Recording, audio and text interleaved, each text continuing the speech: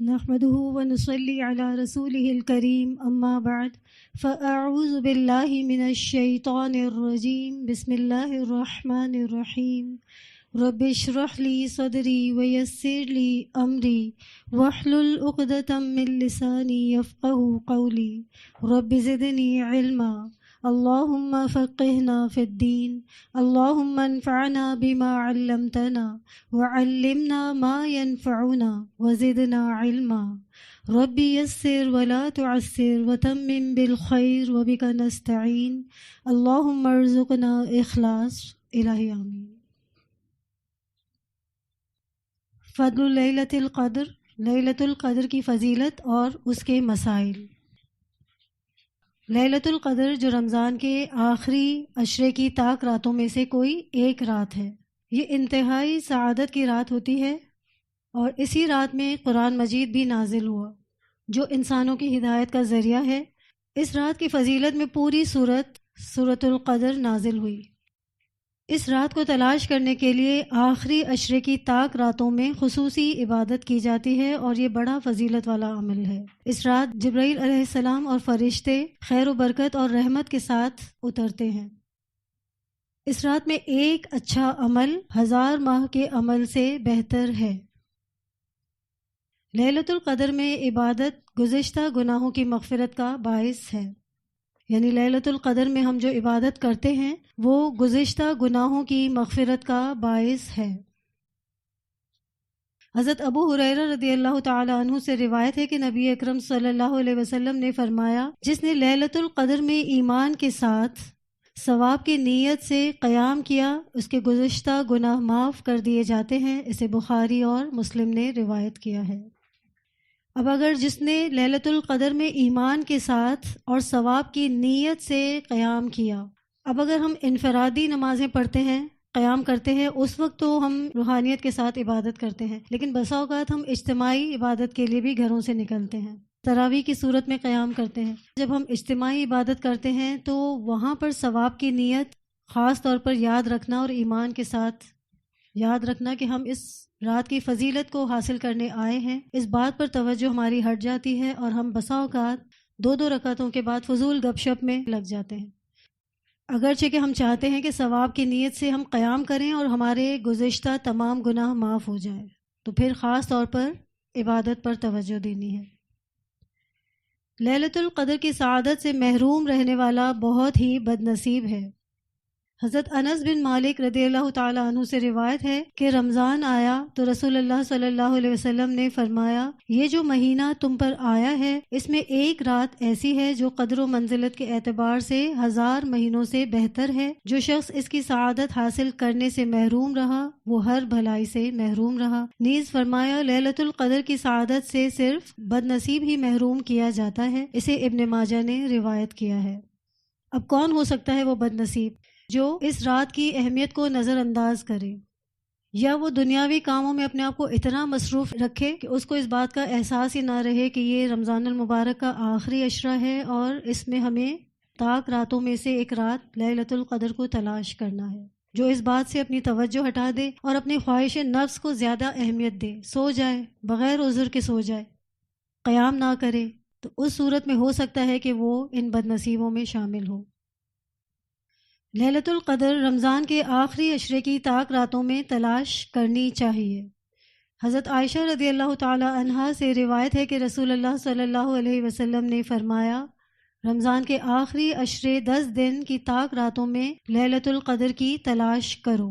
اسے بخاری نے روایت کیا ہے۔ رمضان کے آخری عشرے 10 دن کی طاق راتوں میں کون کون سی ہوتی ہیں یہ طاق راتیں؟ 21، 23، 25، 27، 29۔ صرف 27 تو نہیں، ٹھیک ہے۔ عموماً ہمارے یہاں یہ دیکھا جاتا ہے کہ مساجد میں بھی اور گھروں میں بھی خاص طور پر صرف اور صرف 27 کی طاق رات جو ہوتی ہے، 26ویں روزے کو رات کو خاص طور پر عبادت کا اہتمام کیا جاتا ہے، لیکن ہمیں تو یہ حکم ہے کہ 10 دن میں کوئی ایک رات تلاش کرو، ٹھیک ہے۔ تو ہم ہر رات کو، چاہے وہ 21 ہو چاہے وہ 29 ہو، ہمیں نہیں معلوم کہ کون سی طاق رات ہوگی، تو ہمیں ہر رات میں، ہر طاق رات میں اس رات کو تلاش کرنا ہے، صرف اس وجہ سے کہ ہمارے گزشتہ تمام گناہوں کی مغفرت ہو جائے۔ رمضان کے آخری عشرے میں بہت زیادہ عبادت کرنی چاہیے۔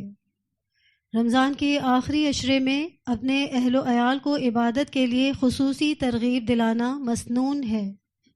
حضرت عائشہ رضی اللہ تعالی عنہ فرماتی ہیں، رمضان کے آخری عشرے میں نبی اکرم صلی اللہ علیہ وسلم باقی دنوں کی نسبت عبادت میں زیادہ کوشش فرماتے تھے۔ اسے ابن ماجہ نے روایت کیا ہے۔ حضرت عائشہ رضی اللہ تعالی عنہ فرماتی ہیں، جب رمضان کے آخری 10 دن شروع ہوتے تو رسول اللہ صلی اللہ علیہ وسلم عبادت کے لیے کمر بستہ ہو جاتے، راتوں کو جاگتے اور اپنے اہل و عیال کو بھی جگاتے۔ اسے بخاری اور مسلم نے روایت کیا ہے۔ اب عبادت تو ہم کرتے ہیں، لیکن ان احادیث میں جو اہم بات کی طرف توجہ دلائی جا رہی ہے وہ یہ ہے کہ اپنے اہل و عیال کو بھی آپ صلی اللہ علیہ وسلم جگاتے۔ تو ہمیں بھی اس سنت پر عمل کرنا ہے، اور چھوٹے بھائی بہن ہیں تو ان کو، یا اگر ہمارے بچے ہیں، اولاد ہے، تو کسی کو بھی اس رات سے غافل نہیں ہونے دینا۔ ہر ایک کو اپنے ساتھ رکھنا ہے اس عبادت میں اور قیام میں۔ آخری عشرے کی تمام راتوں میں جاگنے کی فرصت نہ پانے والوں کے لیے لیلۃ القدر کا بھرپور ثواب حاصل کرنے کے لیے 2 اہم احادیث۔ حضرت ابو ذر رضی اللہ تعالی عنہ کہتے ہیں، رسول اللہ صلی اللہ علیہ وسلم نے فرمایا، جس نے رمضان میں امام کے واپس ہونے تک امام کے ساتھ قیام کیا، یعنی نماز تراویح باجماعت ادا کی، اس کے لیے ساری رات قیام کا ثواب لکھا جائے گا۔ اسے ترمذی نے روایت کیا ہے۔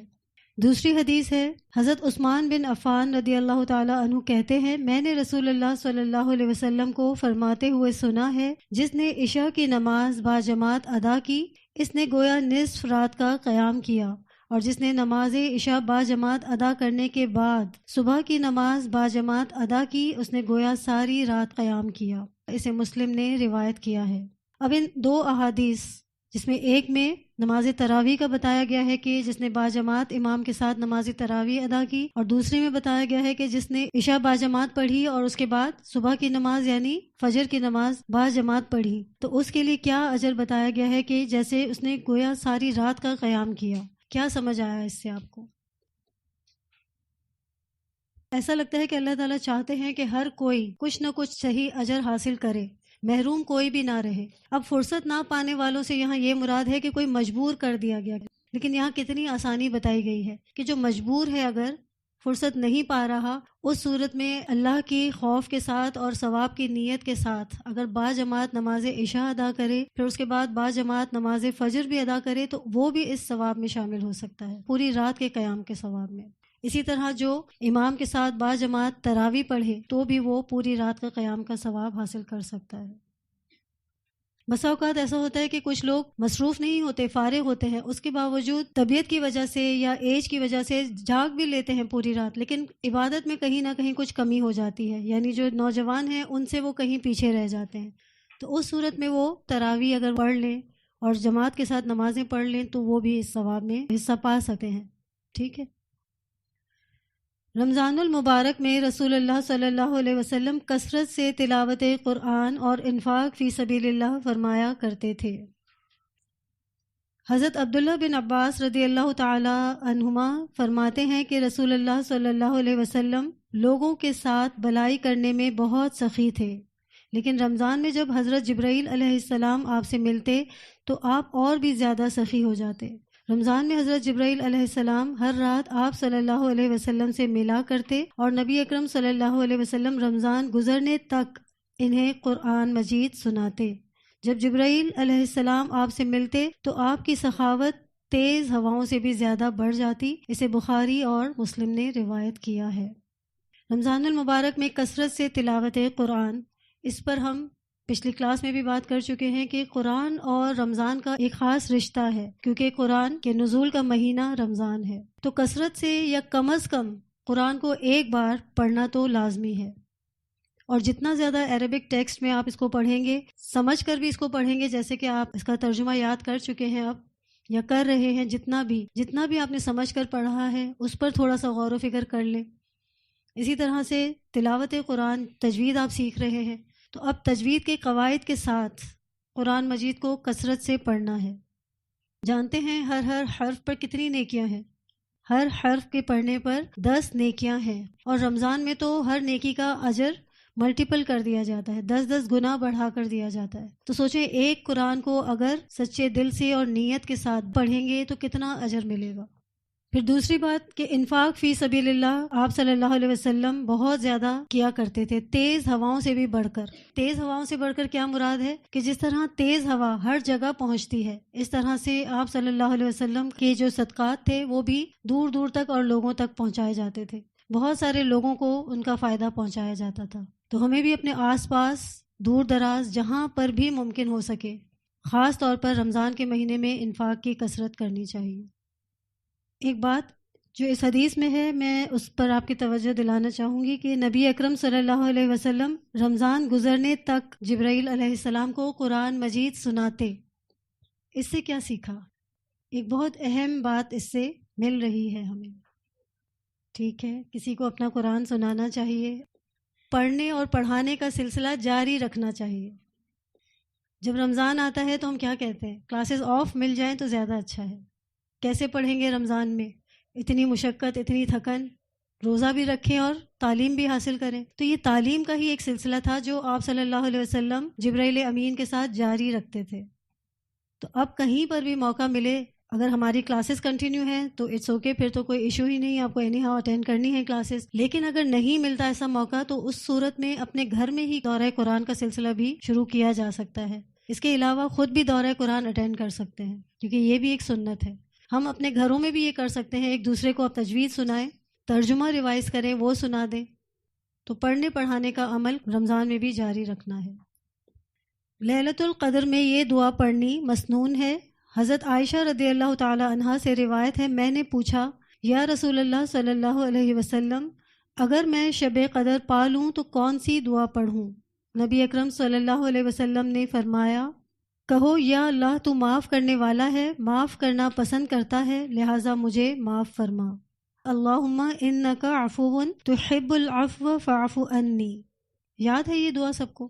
اگر کسی کو یاد نہیں ہے تو وہ اس دعا کو یاد کر لیں، کیونکہ آپ دیکھیں کہ ترجمہ کیا ہے اس کا۔ نبی اکرم صلی اللہ علیہ وسلم نے فرمایا، کہو یا اللہ تو معاف کرنے والا ہے، معاف کرنا پسند کرتا ہے، لہٰذا مجھے بھی معاف فرما دے۔ اس طرح سے اللہ سے معافی مانگیں، جو بھی ہم سے گناہ ہوئے ہیں وہ اللہ تعالیٰ اس طرح سے معاف کر دیں کہ اس کا کوئی نشان بھی باقی نہ رہے۔ اب کنکلوژن کیا ہے اس پورے ٹاپک کا کہ رمضان کا مہینہ ویسے تو پورا ہی خاص طور پر عبادت کا مہینہ ہے، مگر لیلۃ القدر کو پانے کے لیے آخری عشرے میں ہمیں خاص طور پر اپنی عبادت پر توجہ دینی ہے، اور لیلۃ القدر کو پانے کی تمنا بھی رکھنی ہے۔ اس بات کی اللہ تعالیٰ سے دعا کرنی ہے کہ اللہ تعالیٰ لیلۃ القدر کو ہم پا لیں اور ہماری مغفرت ہو جائے، اور اس کے لیے خاص طور پر کوشش کرنی ہے، خاص طور پر قیام کا اہتمام کرنا ہے، نوافل، تلاوت قرآن، مغفرت کی دعائیں کثرت سے اور اذکار بھی کثرت سے کرنے ہیں۔ اپنے گھر والوں کو، اپنے بچوں کو اپنے ساتھ قیام میں شریک کرنا ہے۔ اس کے علاوہ زکوٰۃ کے علاوہ، زکوٰۃ تو آپ دیکھتے ہیں کہ رمضان میں زیادہ سے زیادہ لوگ دیتے ہیں، مگر نفلی صدقات اللہ کی رضا پانے کے لیے اللہ کے بندوں پر اور نیکی کے کاموں پر ہمیں خوشی سے زیادہ خرچ کرنا ہے۔ اگر حیض والی عورتیں ہوں تو وہ بھی اس اجر سے اپنے آپ کو محروم نہ رکھیں سو کر۔ انہیں بھی کیا کرنا چاہیے کہ قرآن مجید سن لیں، اگر پڑھنے کی اجازت نہیں ہے تو کیا کرنا چاہیے؟ قرآن مجید کو سن لیا کریں۔ اس کے علاوہ اذکار کرنا تو منع نہیں ہے، زیادہ سے زیادہ اذکار کریں، تسبیحات کریں، اور دعائیں تو کثرت سے مانگ سکتے ہیں۔ ٹھیک ہے، تو یہ ٹاپک کلیئر ہے۔ نیکسٹ ٹاپک شروع کرتے ہیں ہم، صدقہ فطر کے مسائل۔ صدقہ فطر فرض ہے۔ صدقہ فطر کا مقصد روزے کی حالت میں سرزد ہونے والے گناہوں سے خود کو پاک کرنا ہے، یعنی صدقہ گناہوں سے ہمیں پاک کرتا ہے۔ صدقہ فطر کا مقصد کیا بتایا گیا ہے یہاں پر کہ روزے کی حالت میں سرزد ہونے والے گناہوں سے خود کو پاک کرنا ہے۔ صدقہ فطر نماز عید سے قبل ادا کرنا چاہیے، ورنہ عام صدقہ شمار ہوگا۔ اس کا وقت بھی بتا دیا گیا ہے کہ صدقہ فطر نماز عید سے قبل ادا کرنا چاہیے، یعنی عید کی نماز جب ہم پڑھتے ہیں اس سے پہلے صدقہ فطر ادا کرنا ضروری ہے، ورنہ بعد میں بھی جو دیتا ہے وہ صدقہ تو ہوگا مگر وہ عام صدقہ شمار ہوگا۔ اس کا جو ہمیں ثواب بتایا گیا ہے کہ سرزد ہونے والے گناہوں سے خود کو پاک کرنا اس کا مقصد ہے، ہو سکتا ہے کہ پھر وہ حاصل نہ ہو۔ صدقہ فطر کے مستحق وہی لوگ ہیں جو زکوٰۃ کے مستحق ہیں۔ اب زکوٰۃ کے مستحق کون کون ہیں یہ آپ جانتے ہیں۔ حضرت ابن عباس رضی اللہ تعالی عنہما سے روایت ہے کہ رسول اللہ صلی اللہ علیہ وسلم نے صدقہ فطر روزے دار کو بےہودگی اور فحش باتوں سے پاک کرنے کے لیے نیز محتاجوں کے کھانے کا انتظام کرنے کے لیے فرض کیا ہے۔ جس نے نماز عید سے پہلے ادا کیا اس کا صدقہ فطر ادا ہو گیا، اور جس نے نماز عید کے بعد ادا کیا اس کا صدقہ فطر عام صدقہ شمار ہوگا۔ اسے احمد اور ابن ماجہ نے روایت کیا ہے۔ ہو سکتا ہے کہ روزے کی حالت میں کسی سے کوئی فحش بات ہو گئی ہو یا کوئی ایسا گناہ ہو گیا ہو، تو جب ہم صدقہ فطر دیتے ہیں تو ان تمام گناہوں سے خود کو پاک کر لیتے ہیں۔ صدقہ فطر کی مقدار 1 صاع ہے، جو 3.25 سیر یا 2.5 کلو گرام کے برابر ہے۔ یہاں پر اس کی مقدار بتائی گئی ہے کہ کتنی ہے، 3.25 سیر یا 2.5 کلو گرام کے برابر ہے۔ صدقہ فطر ہر مسلمان، غلام ہو یا آزاد، مرد ہو یا عورت، چھوٹا ہو یا بڑا، روزہ دار ہو یا غیر روزہ دار، صاحب نصاب ہو یا نہ ہو، سب پر فرض ہے۔ اب یہاں بتایا گیا ہے کہ صدقہ فطر کس کس کو دینا چاہیے۔ مسلمان ہونا تو پہلی شرط ہے۔ اب مسلمان کیسا ہو، غلام ہو یا آزاد ہو، مرد ہو یا عورت، چھوٹا ہو یا بڑا، یعنی بالغ ہو یا نابالغ، روزہ دار ہو یا غیر روزہ دار، صاحب نصاب بھی ہو یا نہ ہو، سب پر ہی صدقہ فطر ادا کرنا فرض ہے۔ حضرت ابن عمر رضی اللہ تعالی عنہما سے روایت ہے کہ رسول اللہ صلی اللہ علیہ وسلم نے رمضان کا صدقہ فطر 1 صاع کھجور یا 1 صاع جو، غلام، آزاد، مرد اور عورت، چھوٹے بڑے ہر مسلمان پر فرض کیا ہے۔ اسے بخاری اور مسلم نے روایت کیا ہے۔ اب اس کی وضاحت میں بتایا گیا ہے کہ جس شخص کے پاس 1 دن رات کی خوراک میسر نہ ہو وہ صدقہ ادا کرنے سے مستثنیٰ ہے، یعنی انتہائی مفلسی کی حالت میں اگر کوئی ہے تو اگر 1 رات کی خوراک میسر ہے تو پھر وہ بھی صدقہ فطر ادا کرے گا۔ صدقہ فطر غلے کی صورت میں دینا افضل ہے۔ گیہوں، چاول، جو، کھجور، منقع یا پنیر میں سے جو چیز زیر استعمال ہو وہی دینی چاہیے۔ حضرت ابو سعید رضی اللہ تعالی عنہ فرماتے ہیں کہ ہم صدقہ فطر 1 صاع غلہ یا 1 صاع جو یا 1 صاع کھجور یا 1 صاع پنیر یا 1 صاع منقع دیا کرتے تھے۔ اسے بخاری اور مسلم نے روایت کیا ہے۔ اب اس سے کیا پتہ چلتا ہے کہ راشن دینا یعنی غلے کی صورت میں دینا افضل ہے۔ راشن دینا بہتر ہے، مگر اگر ممکن نہ ہو تو اس صورت میں پیسے بھی دیے جا سکتے ہیں، مگر غلہ بنسبت پیسے کے زیادہ بہتر ہے، افضل ہے۔ صدقہ فطر ادا کرنے کا وقت آخری روزہ افطار کرنے کے بعد شروع ہوتا ہے، لیکن عید سے 1 یا 2 دن پہلے بھی ادا کیا جا سکتا ہے۔ صدقہ فطر گھر کے سرپرست کو گھر کے تمام افراد، بیوی، بچوں اور ملازموں کی طرف سے ادا کرنا چاہیے۔ صدقہ فطر گھر کے سرپرست یعنی جو گھر کا بڑا ہے، کفالت جو کرتا ہے گھر کی، اس کو گھر کے تمام افراد، بیوی، بچوں اور ملازموں کی طرف سے ادا کرنا چاہیے۔ ملازموں کو انڈر لائن کیجئے، کیونکہ ہم اپنے گھر والوں کا تو صدقہ فطر ادا کر دیتے ہیں مگر اس بات پر توجہ نہیں جاتی، جبکہ ہماری ہی ذمہ داری ہے کہ جو ہمارے گھر میں ملازم ہیں ان کا بھی صدقہ فطر ہمیں ہی ادا کرنا ہے۔ حضرت نافع رضی اللہ تعالی عنہ سے روایت ہے کہ ابن عمر رضی اللہ تعالی عنہما گھر کے چھوٹے بڑے تمام افراد کی طرف سے صدقہ فطر دیتے تھے، حتیٰ کہ میرے بیٹوں کی طرف سے بھی دیتے تھے، اور ابن عمر رضی اللہ تعالی عنہما ان لوگوں کو دیتے تھے جو قبول کرتے اور عید الفطر سے 1 یا 2 دن پہلے دے دیتے تھے۔ اسے بخاری نے روایت کیا ہے۔ 1 یا 2 دن پہلے اس لیے دے دیتے تھے تاکہ ضرورت مند جو ہیں وہ اپنی ضرورت پوری کر سکیں اور اطمینان سے عید منا سکیں۔ تو یہ چیپٹر ہمارا مکمل ہوا۔ وآخر دعوانا ان الحمد للہ رب العالمین، سبحان ربک رب العزۃ عما یصفون وسلام علی المرسلین والحمد للہ رب العالمین۔ سبحانک اللہم وبحمدک، نشہد ان لا الہ الا انت، نستغفرک ونتوب الیک۔ السلام علیکم ورحمۃ اللہ وبرکاتہ۔